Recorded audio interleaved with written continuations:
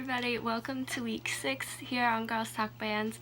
I would like to apologize for not uploading last week. I had some technical issues and was not able to get it working properly to upload, so I'm very sorry I missed last week, but hopefully you guys forgive me. This week is songs that represent each year of our lives, so the girls and I will be discussing all the songs that have represented each year of our life. So I have written down as many years as I remember with songs that represent those years. So without further ado, let's get started. So I was born in 1997. I am 19 years old, if you guys recall from my intro week video. I said for my birth year, for 1997, I said my song was the Star Wars theme for the sole reason that I was basically born a Star Wars baby. I was born 2 days after Star Wars Day, and my parents were watching episode 4 when I was born. I don't have any memory of songs that could represent pretty much my toddler years, since people don't usually remember their toddler years anyway. For 2002-ish, 2003, I was 5 and 6 in those years. I have the most memory of listening to the Beatles. I pretty much grew up on the Beatles, but that's the years that I pretty much remember starting to listen to them.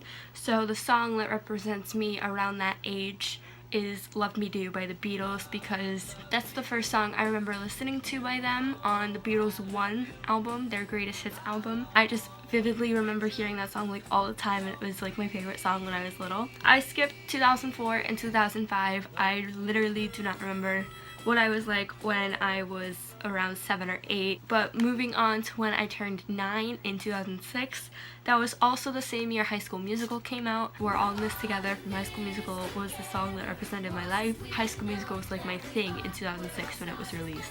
2007, SOS by the Jonas Brothers. I was 10 years old in 2007. I remember hearing that song and Hold On all the time. For 2008 was the year A Little Bit Longer came out, the Jonas Brothers album. So I said Burn It Up was my song, and that was also the year that Camp Rock came out, so my phase of the Jonas Brothers became even bigger. I've been supporting anything regarding the Jonas Brothers since I was 10 years old, so I've been supporting them for almost 10 years now. 2009 was when Selena Gomez really started doing stuff with music, and I was obsessed with her in Wizards of Waverly Place, and that was when she was with The Scene. So I said Falling Down was my song in 2009. I also remember Naturally being one of her big songs.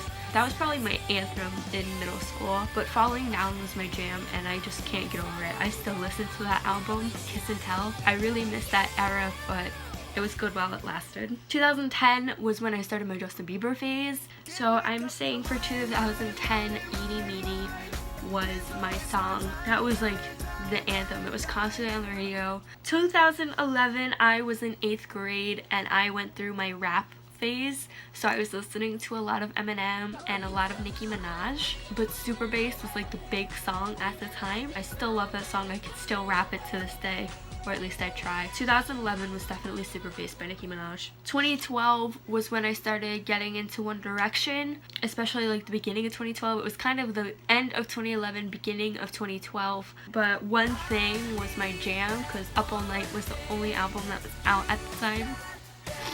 2013 was when I started my 5 Seconds of Summer phase. That's when I really started getting into them. The first song I listened to them was Heartbreak Girl, so 2013 my song was Heartbreak Girl. I still love that song to this day. I still jam out to it all the time. It's so good. I can't believe it's dead, basically, and it just...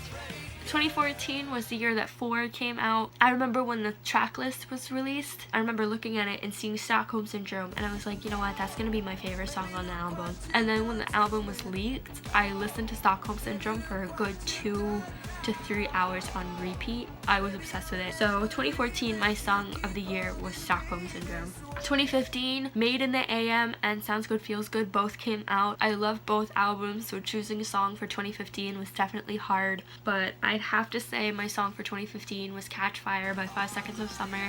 2015 was also the year I graduated high school. That was kind of a big year for me because I finally made it, but I also started college in September of 2015, and then a month or so in was when Made in the AM and Sounds Good Feels Good came out. I was constantly listening to those albums, getting me through the first semester, but Catch Fire was the #1 song that I was always listening to throughout my first semester of college. So yeah, I'd say 2015 my song was Catch Fire. And so far for the year 2016, I'd have to say my song for this year is Yes Girl by B. Miller. This song really speaks to me on a personal level because it's like an empowerment song, and being able to like stand up for yourself and not be someone's yes girl and always do what they want and whatever. I have actually opened my eyes to a lot of different things over the year, and a lot of things have changed since January, so I've learned a lot in the last year. But definitely this song, it is such an empowering song, and I absolutely love the message that it sends,